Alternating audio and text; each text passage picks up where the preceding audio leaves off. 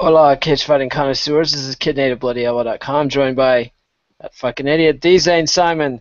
Well, and you know why he's a fucking idiot today? Because he sat through 12 hours of UFC fights. I, Yeah, too, not am a only fucking that, but I idiot. picked both main events wrong. So at this And point, I'll and you take it. talked me into mortgaging my mom's house to bet on Akira Kurosawa over Max Holloway, which was a Oh yeah, yeah.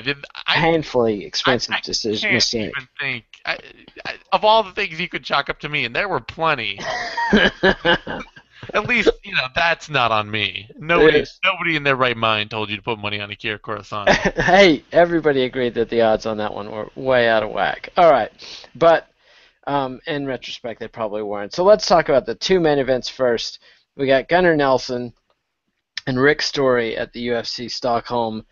Uh, that was a pretty great fight, and I'm bummed to say I think that establishes a ceiling for Gunnar Nelson at welterweight in the UFC. Maybe he can move down to lightweight. It also, to me, says what a badass Lyoto Machida is because I believe in karate less than ever. Yeah, I mean, this both the main events highlighted karate stylists who did not get the job done.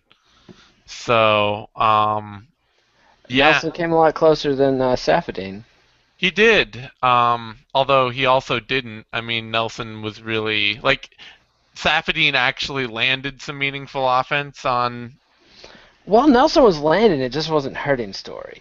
Yeah, like I would say Rory. There were a couple times when I actually thought that Rory might get cracked pretty hard. Story just marched Nelson down all fight without fear. When he wasn't leg kicking him, because Yeah. in the horse stance, that front leg is just sitting there waiting to be leg kicked, and you just get worn down over the course of the fight. Shogun Hua showed it, and Lyoto Machida, but it was a good fight. I think it was a It was, gutsy yeah. performance from Nelson, but I just maybe if he cuts down to lightweight, he could go places. But otherwise, I think he's just going to be sort of a fun freak show, and I don't think this is going to get Rick Story back on any kind of title track. I mean, the interview was practically, Rick, would you like to apologize for beating Gunner? Oh, I mean, the yeah. commentary, was I imagining that, or was the commentary like completely like tilted 90 degrees in Gunner I was Nelson's telling favor? people during the fight, and it still almost happened even after because I forgot it was 5 rounds because I at some point I checked out in the middle of all this. Um, but I forgot it was 5 rounds, and so I was telling people in the middle of that fight, I was like, "Do not be surprised if Gunnar Nelson takes a or a decision that everybody hates, that Yeah, like nobody agrees on, and he still like got part of a split decision out of a fight that he was not really close to winning at no, all." no. I mean, he made no, like you said, he landed no meaningful offense. I mean, he landed a lot of right hands. They just weren't hurting Rick Story. Rick Story is just a tough dude. He couldn't get the takedown.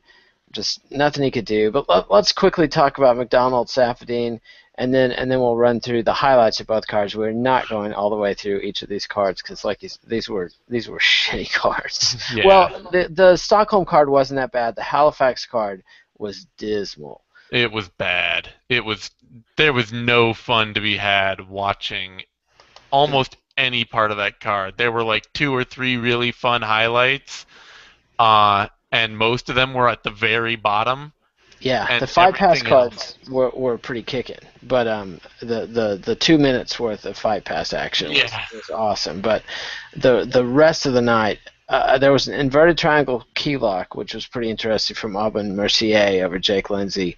But otherwise, it was Suck City. yeah. Um, the Gagnon Salazar fight wasn't terrible. Well, Ben, that was just predictably Gagnon being a actual top level talent in the bantamweight division, fighting some dude on 5 days' notice. yeah, yeah. So, but but it wasn't painfully bad, which No, it most of the wasn't card bad. It was was. just meaningless. I mean, there's nothing to be drawn from watching that fight. You can't be No. like, oh, Gagnon is so much more. I remember what was it? Anik was like, maybe he'll be ranked in the top 15 after this weekend. It's like, yeah, for beating that can.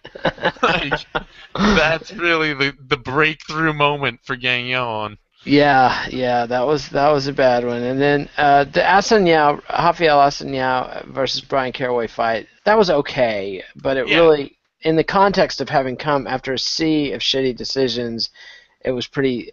It didn't get me up off my chair or anything. No, it just showed that Asuncion was a much, much better fighter than Brian Caraway. Yes, and yet not willing to take any risks to really push the action and get a definitive win. I Well, mean, I mean, I know it's a Connor Rubish term at this point, but Caraway's kind of a boxcar homer. I mean, he's the kind of dude that can take a hell of a licking and will just keep swinging at you.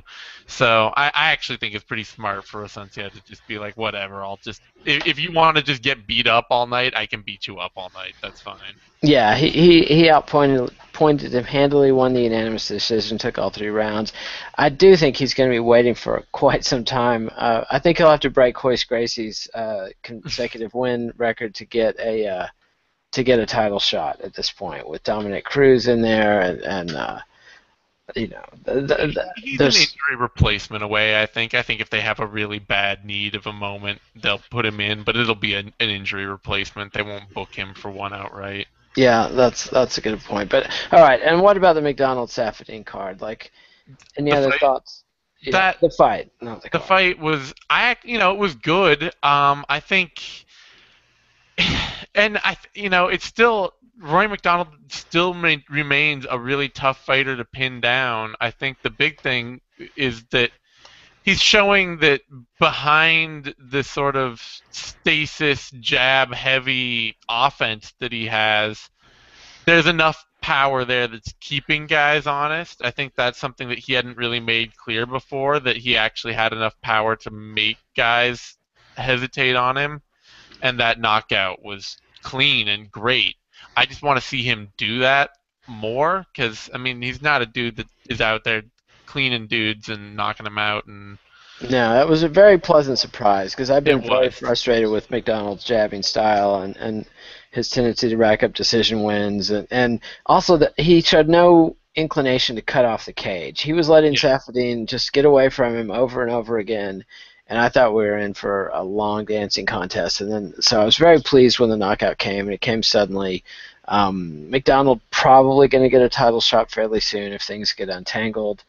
Um, I don't see him beating Johnny Hendricks, No.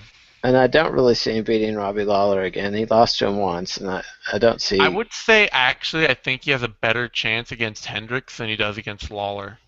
based Honestly. on. Based on the fact that Hendricks is I would say is a less confident striker than Lawler. Hendricks is a good striker, but he has less confidence in it. He's And much less polished. He hits hard, yeah, but he yeah, hits hard, and McDonald is all about that momentum when he can sap your confidence and build off that. And Lawler is just like the supremely confident striker. He's just unbreakable in that way, and he showed that and just sort of pushed that straight back into McDonald and yeah, broke him instead. And I think McDonald, I don't know that he could ever get over that hump against Lawler as long as Lawler's still fighting in his prime, but I think he has a better chance of it against Johnny Hendricks, weird as that feels. yeah, that's quite possible. Let's see, any other fights on that one? The Albert Tumanov got a quick KO over Matt Dwyer, 2 head kicks in a row. Yeah. That was pretty cool. That was on the UFC Fight Pass card. Thoughts on Tumanov? You were pretty high on this cat. Yeah, this is more like what I was expecting when he came in. I mean, he is a really good technical kickboxer. The rest of his game is lagging a bit, but as long as he's really working on improving, and he's with K Dojo Warrior Tribe, and they've been pretty good at channeling Russian guys into the U.S. and getting them into sort of a U.S. camp mentality. So, I'd hope he's young, he's technical, he's got one skill that he can do better than basically everybody else. So, And it's a fun one to watch. yeah, he's a fun one to watch. I mean, he's got real power, real technique, somebody that's always going to deliver a fun fight, win or lose. So. And I've never seen a guy get 2 back-to-back head kick knockdowns like that, especially with one being a foot kick and the second one being a shin kick. Yeah. It was very interesting, very impressive. The other fights on this card I want to touch on: Olivier Aubin-Mercier, the sweet Kimura off the inverted triangle on Jake Lindsay, pretty nice. Oh yeah, that was good. I mean, Aubin Mercier is also one of those guys. I mean, sort of like Tumanov. he's got one thing he does really well, and then he's a decent athlete on top of that. And much also like Tumanov, he was fighting somebody who doesn't do anything all that well, Yeah, and that does help, doesn't it? it helps a ton. If you've got one particular skill set and the guy that you're fighting doesn't have any particular skill set, then Let's play. yeah. I mean, this card, that was really what this card was set up to be all about, and it kind of didn't necessarily, like, a lot of guys didn't dominate in the ways that they were expected to or should have. A few did, but there were some real disappointments in there, too. Yeah, I mean there was points like the Felder Sago fight. There was nearly a knockout in that fight, but Yeah. it didn't quite happen. The Pilates Holohan fight, that was actually a good fight. A surprise. It was, Holohan looked a Set. lot more like what I scouted him as in his debut, which was a fun but That's like the kind fourth of time you said this show. Holohan. No, that Oh. this time the guy looked like I But this scouted time, him. well, and it's true. Like they came out sometime, like he came out with this amazing debut, and I was just like, "Holy shit! I've really got to revise my thought on this guy as sort of a flashy striker with a aggressive submission game and nothing in between, and a complete lack of physicality." And then he came out against Calades, and that's exactly what he looked like. Yep, he did indeed. The other one I want to touch on, it wasn't a good fight, was Darren Cruikshank, the Detroit superstar, defeated Anthony Njoukani, the very frustrating Njoukani. He's capable of beautiful violence with his sweet stand-up game, but Cruikshank was able to impose enough takedowns to take Njoukani completely out of his game. So it's a classic. You've got two strikers with cool, different styles, and it becomes a grappling match. Yeah, I mean that's partially just Njokuani being so limited, and I think it's Darren Cruikshank being smart enough to know that he's built up enough sort of reputation with the UFC that he should probably just go out and get a win this time.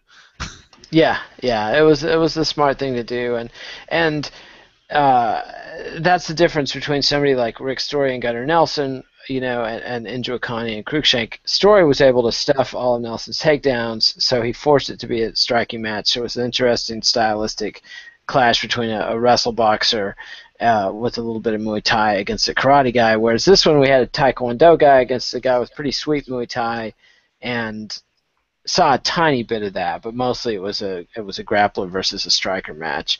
The other one, welterweight Nordine Taleb, Li Jingliang, I thought sort of spoiled the party because he was just a lot tougher than he should have been. Li Jinglang is seriously like old boots tough. He's a tough bastard. Yeah, And that's, I mean, that's what he was known for on the regional circuit, was just being a real clingy fighter, being a strong wrestler in a regional circuit that had no strong like wrestler grapplers. And I mean, he's just not quite physically talented enough against. I mean, Nordine Taleb's not a consistent, like, he's not the kind of guy who's going to go on some huge run and be a no. great talent, but he's naturally athletic enough to just consistently get over somebody like Jing Lang. Yeah, but anyway, otherwise, if you didn't watch the Halifax card, count your blessings because you can watch the McDonald fight in like you can watch the highlight in like 30 seconds, and the Yeah. rest of that fight, the first two rounds of that, maybe a striking connoisseur would see something there, but otherwise, and check out the Tumanev fight and the Aubin Mercier submission, but otherwise, I would skip that pile of feces. Yeah. On the All right. Pedro Munoz fight, that It- was yeah, that that was was a like good fight. He another like Tumanov showcasing a great talent against somebody who is not really cut out. No, against basically a middle-aged wrestler coming in Yeah. pretty late in life. I'm in Jared Sanders, but the Sweden card was a little bit better. Let's see, a couple of knockouts that started off. A couple of Russian guys got some knockouts. Zabir Tuganov got a TKO over Ernest Chavez in the first round, and then Mirbek Taisimov TKO'd Marcin Bandel in the first round. At this point, I remember nothing about those fights other than that they were nice, tasty KO finishes. A string of decisions on the rest of the undercard. One of those, though, Dennis Seaver and Charles Rosa. Charles Rosa lost a unanimous decision, lost every round on every card, and yet fought a hell of a fight and really impressed me. Came in short notice against Dennis Seaver, one of the toughest outs in the featherweight division, and it was a really slam bang grappling bout. You are giving me a huge opportunity to be an asshole here, Yeah, I, because by all means. I, I don't disagree. It was a fun fight. I would not at all be surprised if Charles Rosa goes 0-2 and 0-3 and gets cut. It's entirely possible. I mean, He he didn't win a single round, he but didn't win a single round. This is what I mean. I got to start calling this like the Joe Soto effect, where a guy that nobody expects to do any good at all is in a terrible condition or position, does just well enough that people are suddenly way higher on him than they have any right to be. do you remember Stuttering Mark Hall from way back in the day? Stuttering? What? Yeah, Mark Hall. He fought Don. I might have his name wrong, but he fought Don Fry like three Oh yeah, times, yeah, and yeah. he threw the third one The pretty sweatpants. badly. The guy who always looked like a softball coach. He looked like he just got Yes, coaching his daughter's softball team and then decided to go take a fight in the UFC. yes, yes, Yes, I remember Mark Hall quite well. Yeah. yes. And he was a super tough bastard, but he was just one of these guys that like was he went in against Paul Varlins, I think, at Yeah. one point, and lasted longer than he had any business, being like 1/3 of the polar bear size, and Yeah. and then took two vicious beatings from Don Fry the first two Yeah. times that he fought him, and so that's kind of Well, he threw the second fight. the He didn't. third one. He threw the third one. The first two, he took legit Uh, beatings Mark forever. Hall fought Don I just look Fry. it up on SureDog, dude. Don't. Yeah, he Okay. fought him three times. And the third one was completely pointless. But It was a tournament bout, and Fry wanted to get to the next round of the tournament, and he just said yeah, and I think Hall was an he only alternate. fought him twice. No, he fought Oh him no, he three did fight him times. 3 times. You're right. Okay, you're right. Never Yeah, mind. don't argue One of because them was at I U was Japan. I was your age when I was watching these fights, and I was watching Yeah, them over and over and paying it's attention. true. You're So right. You're right. You're right. yeah, Okay. So yeah. yeah, the third one was part of a tournament, and Fry just wanted to get to the next round, and he told Hall he'd pay him like 50 grand, and never did. Yeah, that's the legend. And so I think Hall had some criminal troubles. But anyway, we're getting far afield. But yeah, I think you're quite right. The Charles Rosa probably has an extremely limited upside, but it was a It, pleasant surprise and it was a it really was a fun pleasant fight. surprise. I mean, he was really scrappy. I think the big worry for me is Dennis Seaver here. I mean, Well, he. I think we've seen the peak of Dennis Seaver. Oh We've yeah, seen peak Dennis Seaver. he's definitely peaked, and he's now on the other end of that peak. And what we've got is we've got a mediocre kickboxer who is not even as heavy on top in top control as he used to be, because that used to be something he was really good at. Yeah, yeah, And and Rosa was wiggling out from under him, but he did land the spinning liver kick, the yeah, trademark spinning back liver kick. So that was sweet. And then I want to mention the Scott Askham against Magnus Siedenblad. Askham almost knocked Siedenblad the fuck out. It was yep, a very sweet shot, but Siedenblad survived it and came back to. Was it a front kick at this point? I don't even remember. yeah. It was a really hard sort of teep kick to the Yeah, face. right to the face. And ask him. I think he's the kind of guy. I think on the other hand, on the other side of the Rosa fight, Askham's the kind of guy I actually think could probably beat a lot of middleweights, because middleweight's not nearly as tough as featherweight. Also, in terms of like the bottom 2/3 of that division. Yeah. Ask him, and there aren't that many fighters at middleweight who wrestle and grapple as well as Seidenblad does. People have been kind of sleeping on him as well, but he's kind of like he's a fringe top of the division guy, somebody that everybody's just kind of looking over, but is really physically strong and imposing. Yeah, he just doesn't have the offensive firepower to really get people No, excited, but he can win some fights. And then on the opener of the 4-fight main card, Mike Wilkerson, Nicholas Backstrom. This was a very fun fight. I mean, Backstrom was doing very well. He had a lot of reach. He was using his knees and front kicks and high kicks very well, and then he just got knocked the fuck out. yeah. And right before he did that, I was going to my computer to say that Nicholas Backstrom has a lot more confidence in his striking than he really has any right to have. And Yes, I mean, he's that always might have changed. yeah, he's always been showed that coming up that he's like this supremely confident, just really relaxed, looks great, and then his punching is terrible. Like he's just not a great boxer. He's got really great kicking. He's a great kicker Yeah, and nice knees too. and nice knees, great clinch work, but his actual like hand striking and head defense not good. Not good, and Wilkinson capitalized on it. He caught him. Backstrom actually landed the kick. He came in to Yeah. throw, but he just got overwhelmed because he got cracked, and then Yeah. Wilkinson followed it up. I don't know that Wilkinson's going to be any great shakes. No, it's one of those fights where like Backstrom will probably still go on to be a very successful fighter, and Wilkinson will probably go on to still be a very mediocre fighter, but it will remain a major upset for Yeah, like it's it's right in the middle of his record. it's on the books. And speaking of major upsets, Poland's Jan Blachowicz demolished Ilir Latifi. Yeah, Latifi, what was he doing? I don't know. The only thing I can think is that Blachowicz came out with a much lower stance and much better, more active footwork than he's shown before in his career. And I think Latifi just suddenly felt like he couldn't get the takedown just off a shot and was trying to set it up with his punches, and it just never happened. Yeah, and he didn't get the chance to set up anything because he got knocked the fuck out with a quickness. And speaking of knocked the fuck out with a quickness, Max Holloway demolished Akira Corsani, justified the minus 700 odds because Corsani had nothing for him. No, yeah, I mean Corasani's whole thing is that he always starts strong and then he gets hurt and then he folds really fast. Yeah. And he started pretty strong and folded really, really fast. I mean, Yeah, well, those were hurtful shots. So that oh yeah, wasn't. no, he That always, wasn't like and that's part of why he folds is he just yeah. gets hit really hard. His defense is really easy to compromise, and when he gets hit, it seems to be really hard. Yeah, because I just wanted to clarify, because there are times when guys get cracked and they could stand or they could fall and they choose to fall. I don't think Corsani had any choice there. I think he was. No, He in was general, it wasted. always seems like I mean, it always seems really legit. I mean, Dustin Poirier hurt, like I think shattered his nose, and Maximo Blanco hit him with a hard illegal knee.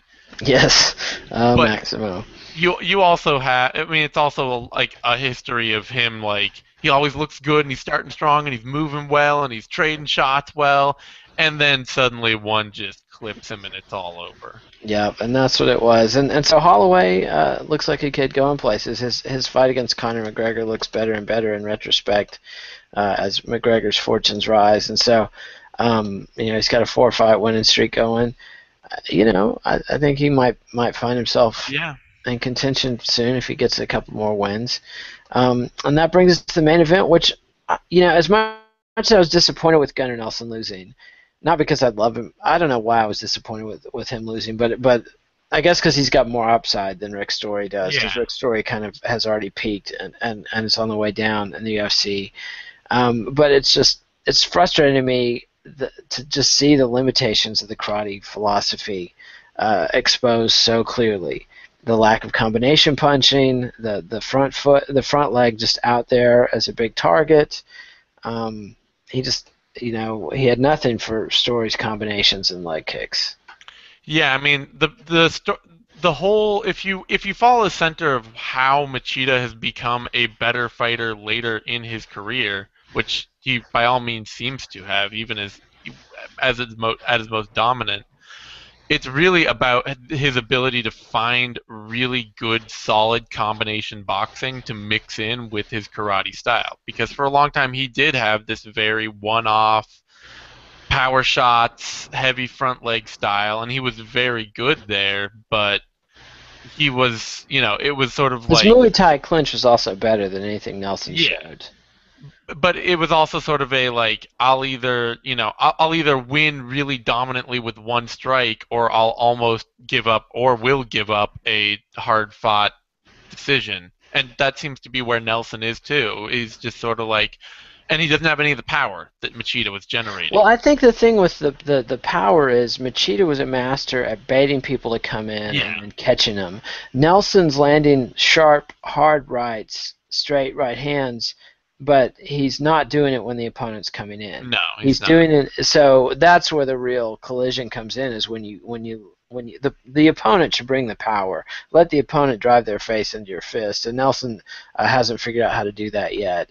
Well, Um, I mean, I think he did it. I saw him hit uh, Story coming in at least once really hard, and I think he was working on it a little. But it's not only that he doesn't, maybe he doesn't do it as consistently as somebody like Machida did, but he really doesn't have the natural knockout power that's gonna he's like, much smaller for one thing, so yeah, yeah, he's just not gonna stun somebody doing that consistently. So if people can walk through it, then suddenly he's not throwing combinations. He leaves his chin high.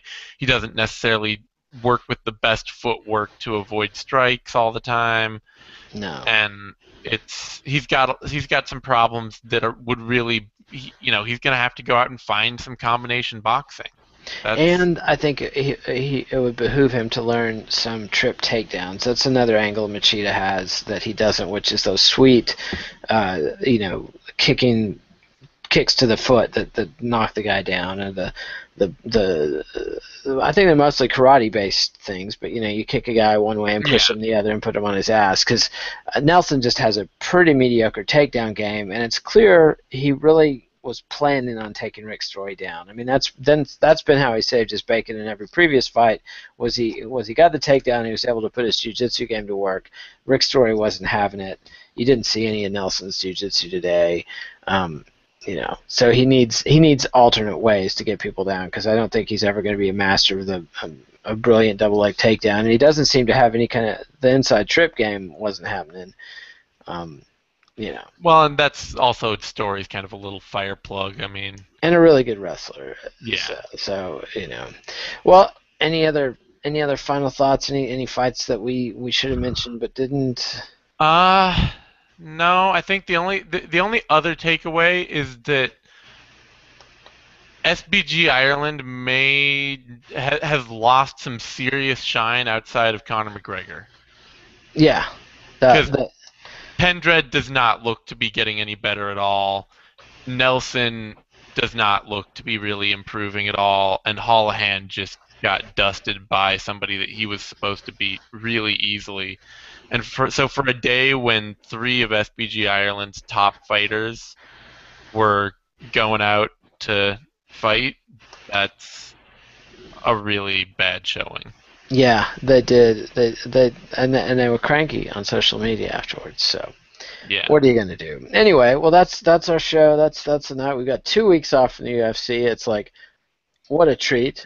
and Yeah, I'm and actually like gonna try and, say hi to my wife and walk my dog and all those other things. exactly. I'm planning to see, maybe go to a movie or go out to dinner. But anyway, then we'll have UFC 179, Aldo versus Mendez 2, coming at us from Brazil. So we'll have all the preview action for that, and then we're gonna have some filler. I think Dallas and I are gonna do a Future Evolutions episode, maybe talk about karate and the UFC. I was hoping that Nelson would win, and then we would have some fun, more positive spin on Yeah, karate. that's gonna be But a rough one. yeah, and Eugene and I are threatening to talk about Casanova in an episode of Intrigue, and then I'm sure you guys will come up. We'll do a Bellator show, and I think there's a World Series of Fighting show coming up that we're gonna talk about. Excellent, Just excellent. we got to talk about World Series of Fighting now because shit's going crazy there. Yeah, you So won't have them long to talk about for very long. All right, well, everybody, give us a like on YouTube. Subscribe to MMANation.com on YouTube. Follow us on Twitter at TheZaneSimon, at KidNate. Read us on BloodyEbel.com. And we are out of here. Adios, MMA aficionados. Thanks, Zane. Take care. adios.